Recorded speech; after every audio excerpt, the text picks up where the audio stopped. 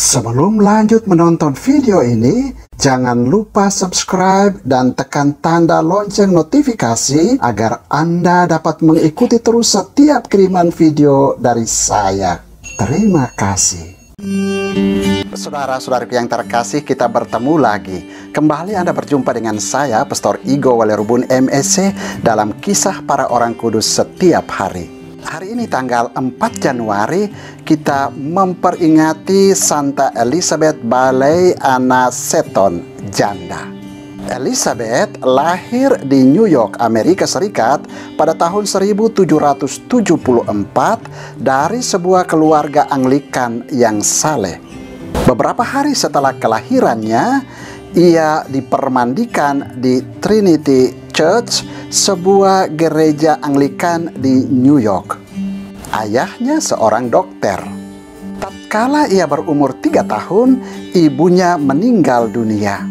Ia dibesarkan oleh ayahnya dan dididik dengan penuh kasih sayang, baik dalam bidang kerohanian maupun dalam bidang ilmu pengetahuan.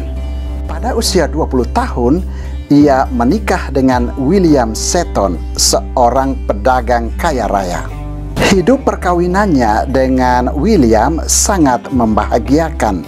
Tuhan mengaruniakan 5 orang anak kepada mereka. Kelima anak mereka bertumbuh menjadi orang-orang Kristen yang saleh karena mereka dididik secara Kristiani oleh ibu mereka. Kepada mereka, Elizabeth selalu memberikan nasihat berikut: rajin-rajinlah berdoa dan pergi ke gereja agar kamu selalu dekat dengan Tuhan. Aku lebih suka kamu mati daripada jiwamu tercemar oleh dosa. Namun kebahagiaan keluarga ini hilang seketika tatkala William meninggal mendadak di Italia. Elizabeth bersama anak-anaknya sangat terpukul. Akan tetapi, peristiwa sedih ini menjadi sumber rahmat dan awal suatu hidup baru bagi Elizabeth. Di Italia, Elizabeth menumpang di rumah sebuah keluarga Katolik yang saleh.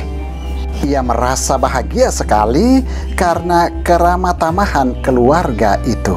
Dan karena kesaksian hidup keluarga Katolik itu, Elizabeth mulai tertarik pada gereja Katolik yang satu, kudus dan apostolik.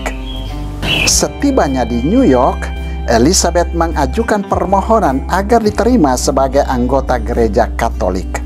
Permohonannya dikabulkan dan ia diterima dalam pangkuan Bunda Gereja yang Kudus pada tanggal 14 Maret tahun 1805. Keputusan ini mendatangkan banyak tantangan baginya. Sanak saudaranya tidak lagi senang bergaul dengan dia, dan mereka tidak mau membantu dia untuk membiayai hidup keluarganya.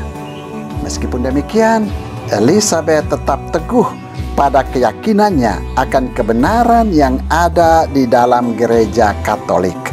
Ia mempersembahkan semua tantangan itu kepada Yesus, Bunda Maria dan Santo Yosef. Tuhan ternyata menerima persembahan Elizabeth.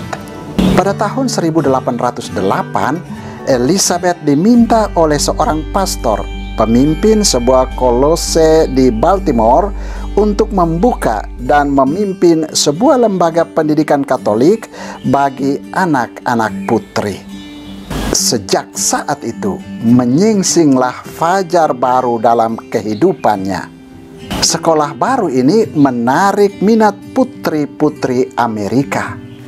Tidak lama kemudian, dibuka lagi sebuah sekolah baru untuk menampung anak-anak Katolik tanpa membeda-bedakan kemampuan mereka.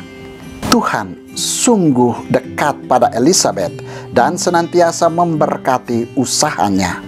Lama-kelamaan, terbitlah dalam hatinya niat untuk menyerahkan diri secara lebih khusus kepada Tuhan. Niat ini terwujud pada tahun 1809, tatkala Elizabeth bersama beberapa muridnya mengikrarkan ketiga kaul di depan uskup mereka. Mereka menjadi perintis dan peletak dasar sebuah kongregasi baru, Kongregasi Suster-Suster Santo Yosef, yang berkarya di bidang pendidikan bagi putri-putri yang kurang mampu, bahkan mereka yang tidak mampu membiayai pendidikan mereka. Kongregasi baru ini berkembang pesat dan disahkan oleh Uskup Agung Baltimore. Elizabeth diangkat sebagai pemimpinnya. Bekal pengalamannya sebagai seorang ibu bagi anak-anaknya membuat ia mampu menjadi seorang pemimpin biara yang ramah, bijaksana, dan penuh kasih sayang kepada suster-susternya.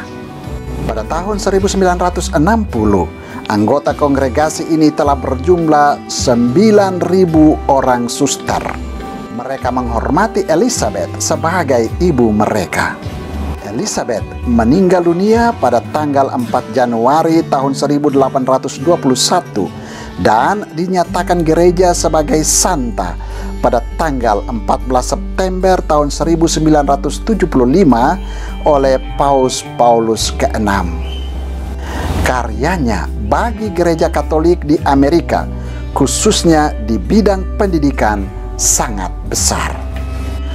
Saudara, demikianlah orang kudus yang kita peringati pada tanggal 4 Januari, yakni Santa Elizabeth Bailey Anna Seton, janda. Santa Elizabeth Bailey Anna Seton, doakanlah kami. Tuhan memberkati.